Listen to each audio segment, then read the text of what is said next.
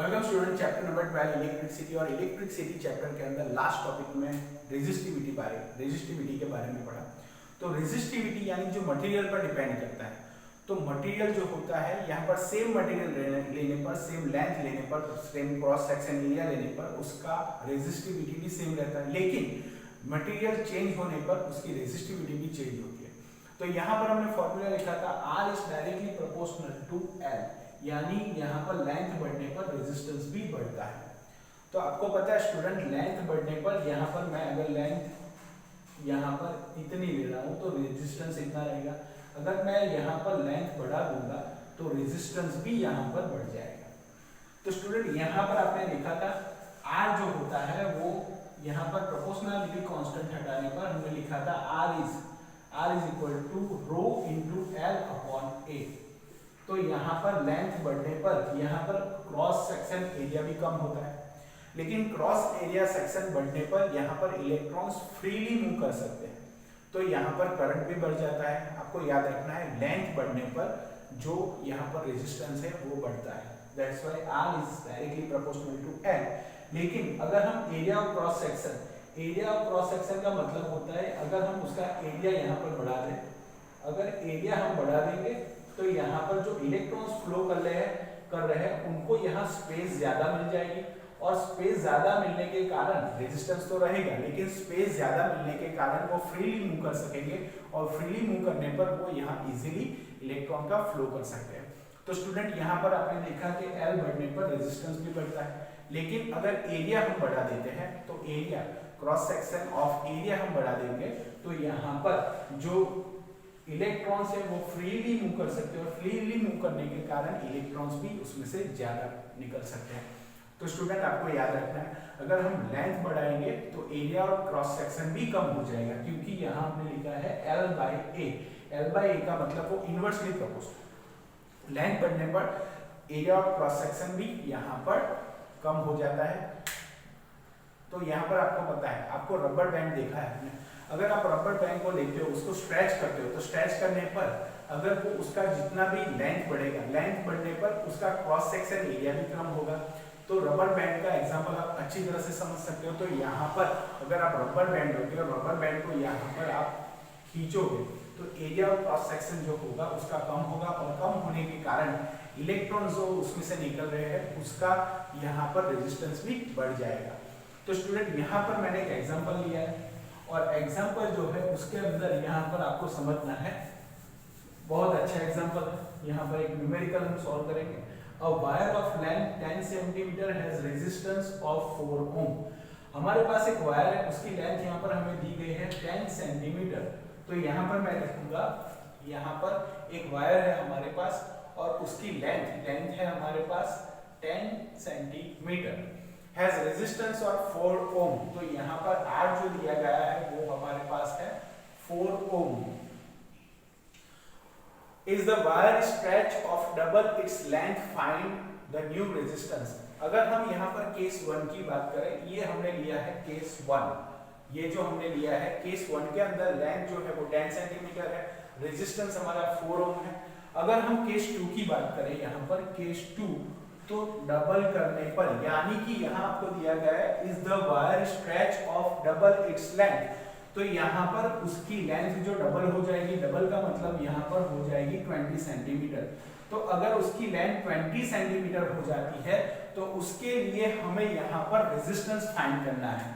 तो resistance find करने के लिए आपको पता है हमारे पास फॉर्मूला है R is equal to rho into L upon A। तो यहाँ पर हमें आपको समझना है wire of length 10 centimetre has resistance 4 ohm. तो केस 1 के अंदर L हमने 10 सेंटीमीटर दिया गया है, और जो ओम है उसका वैल्यू केस 1 के अंदर 4 ओम दिया गया है, और wire stretch of double its length, find the resistance. हमें जब वायर को हम डबल कर देते हैं, डबल करने पर हमें यहाँ पर उसका रेजिस्टेंस फाइंड करना है। तो केस 1 हम देखेंगे, केस 1 के अंदर हमें लेंथ दिया गया है 10 सेंटीमीटर। हमारे पास फॉर्मूला है R is equal to rho L upon A। तो यहाँ पर अगर हमें रेजिस्टेंस यहाँ पर दिया गया है, रो हमें फाइंड करना है, तो रो का वैल्यू निकालने के लिए हम लिख देंगे rho is equal to R into A upon L. तो यहाँ पर अगर हम वैल्यू पुट करेंगे तो 4a डिवाइडेड बाय एल जो हमें दिया गया है 10 सेंटीमीटर।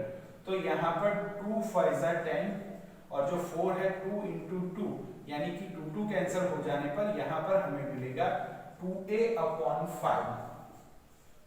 तो जो रो का वैल्यू हमें मिला है केस 1 के अंदर 2a अपॉन 5।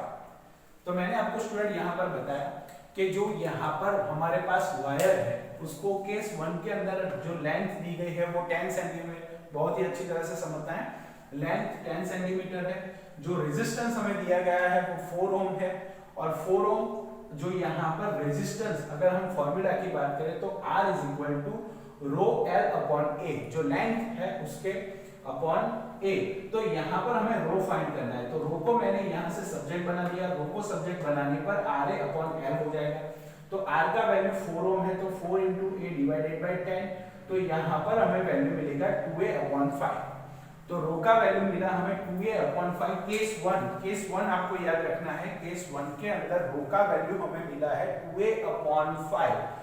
तो स्टूडेंट यहाँ पर हमें दिया गया है a wire of length 10 centimetre has resistance of 4 ohm is the wire stretch of double its length, find the new resistance.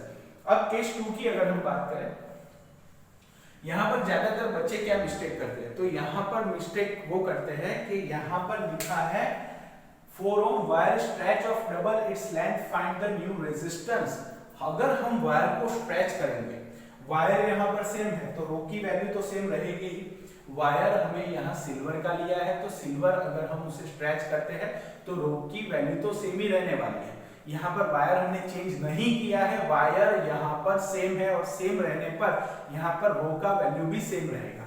लेकिन यहाँ पर आपको याद रखना है उसे स्ट्रेच करने पर, तो मैंने आपको बताया था L अपॉन ए यानी क्रॉस सेक्शन एरिया है वो भी कम हो जाएगा। तो यहाँ पर वायर को डबल करने पर जो a का वैल्यू हमें मिलेगा वो मिलेगा a dash is equal to a by 2। Student ये आपको समझना है मैंने a बाय 2 क्यों लिया है, क्योंकि अगर आप वायर को डबल करते हो तो यहाँ पर एरिया जो है वो कम हो जाएगा और कम होने के कारण यहाँ पर जो a की वैल्यू हम लेंगे वो लेंगे a बाय 2।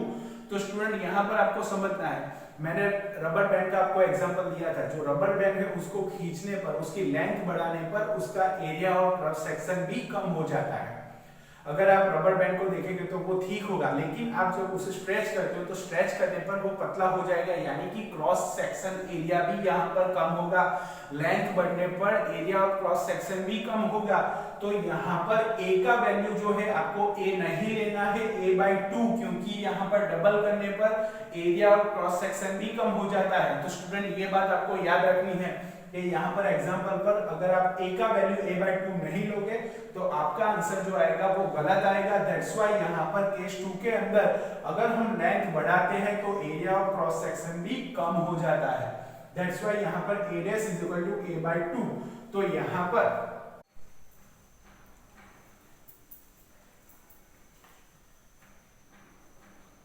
यहाँ पर स्टूडेंट आपने देखा R is equal to rho L upon A। तो यहाँ पर वैल्यू हम पुट डाउन करेंगे तो यहाँ पर हमारे पास है P इंटू 20 डिवाइडेड बाय जो A का वैल्यू है वो होगा A बाय 2। तो A बाय 2, तो यहाँ पर डिनोमिनेटर में से हम उसको ऊपर ले जाएंगे तो हमारा जो यहाँ पर वैल्यू मिलेगा वो मिलेगा P into 20 into 2 divided by A।